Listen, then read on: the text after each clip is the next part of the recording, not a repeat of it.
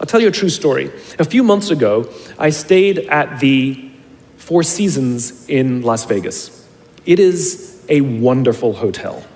And the reason it's a wonderful hotel is not because of the fancy beds. Any hotel can go and buy a fancy bed. The reason it's a wonderful hotel is because of the people who work there.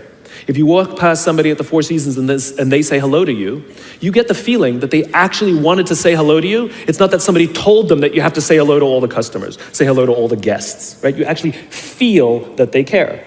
Now, in their lobby, they have a coffee stand. And one afternoon, I went to buy a cup of coffee, and there was a barista by the name of Noah who was serving me.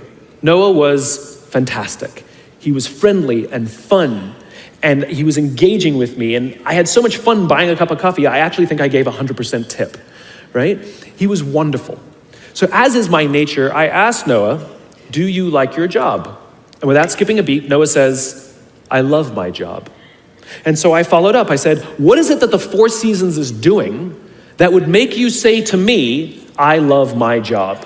And without skipping a beat, Noah said, "Throughout the day, managers will walk past me and ask me how I'm doing, if there's anything that I need to do my job better." He said, "Not just my manager, any manager." And then he said something magical. He says, "I also work at Caesar's Palace. And at Caesar's Palace, the managers are trying to make sure we're doing everything right. They catch us when we do things wrong."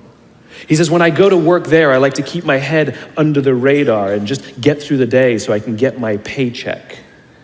He says, "Here at the Four Seasons, I feel I can be myself." Same person, entirely different experience from the customer who will engage with Noah.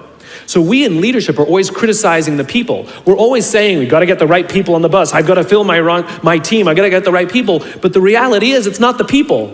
It's the leadership. If we create the right environment, we will get people like Noah at the Four Seasons. If we create the wrong environment, we will get people like Noah at Caesar's Palace.